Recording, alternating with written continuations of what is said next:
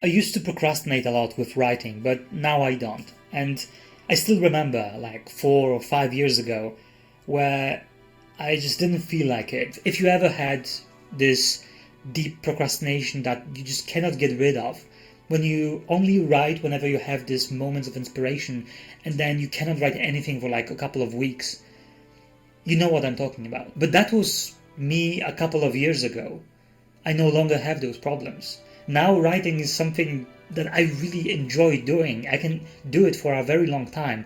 I will really enjoy doing that and I will not feel a burnout whatsoever. So here I present to you 10 weird things that really help me and give me this war plan, this battle plan, how to finally beat procrastination and really enjoy what I'm doing and push toward the dream of storytelling and writing. And the first one is working blocks. So what you do with that is you basically lock time where you are only allowed to write. You cannot do anything else. The only two things you can do, you will either write or think about writing. And those time blocks should be 20 minutes, 30 minutes, 50 minutes long, something around that time period. And if you have never done anything like that before in your life, then what I would suggest is to test it out before you even start doing those sessions of working blocks. So start with maybe 15 minutes, 20 minutes, or just start writing for an extended period of time. And when you will start feel anxious, a bit tired, but not too much, not burn yourself out completely, then you should extend that period of time. Test it 2 or 3 times, and then you should have a really good feeling on how long is enough for you. It is one of the most effective way to prevent any kind of burnout, but in the same time, try to sustain a level of productivity. I personally do between 2 to 4 working blocks sessions, and usually between those blocks you should have like a 10 minutes to 15 minutes break. And I cannot stress how amazing it is and how much more productive I have become when I started using that. The next one is story supplement. This is what I call additional notebooks and places where I keep a glossary of my world and the story that I am currently writing. You can also call it central design document, I guess, but then it sounds more scary than it actually is. So make a notebook and divide it into events and characters. And then each time you either reference an event or a character, make a note in that notebook about that specific thing and the context of why did you put that thing in your story.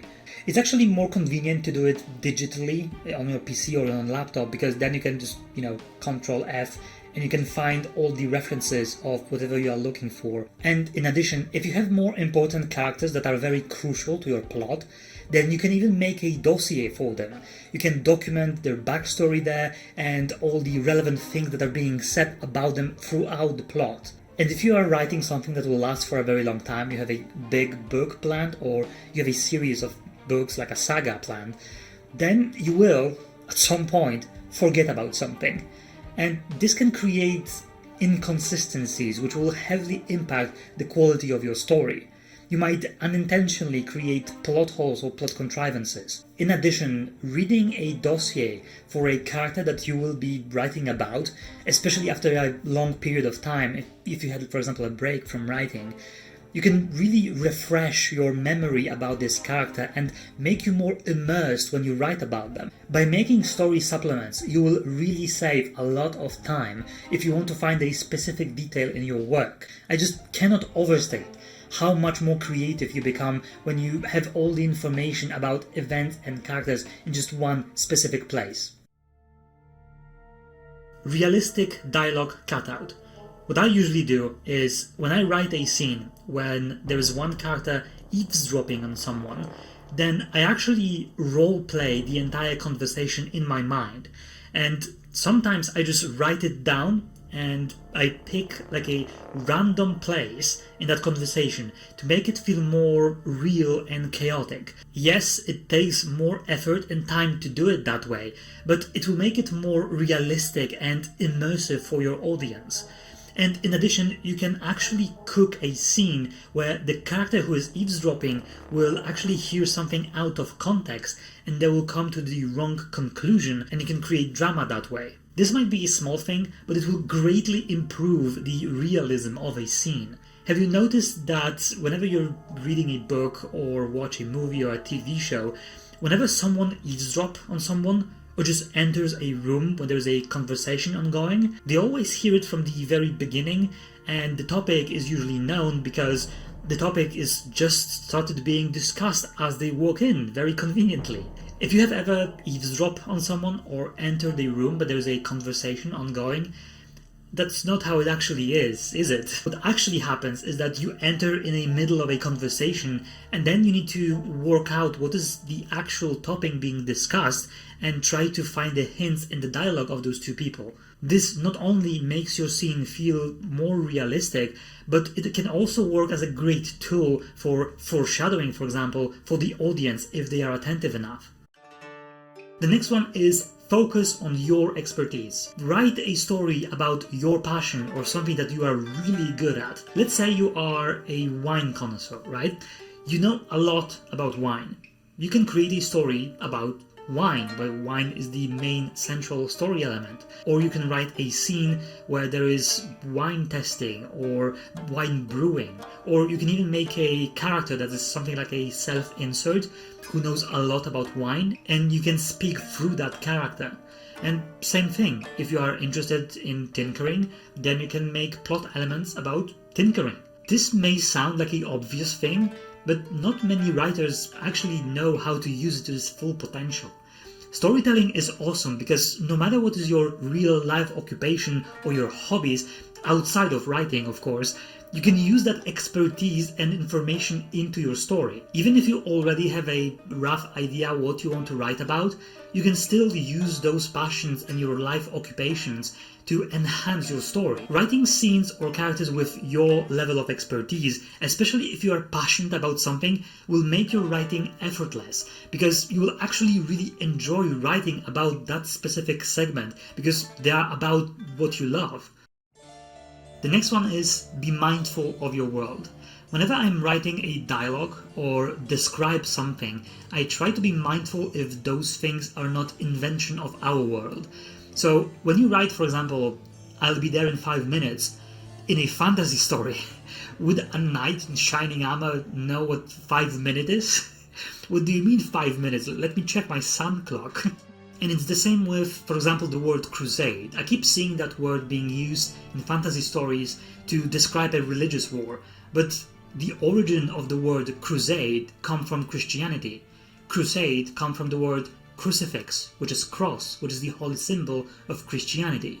It's very easy to forget that things that we use every day, especially sentences and phrases, have origins that may not be applicable in your fantasy fictional universe that you are currently writing. It's important to remember about those things because overusing those real life connotations can make your world feel a bit dull and uninspired. This one, very important. Speak your dialogue.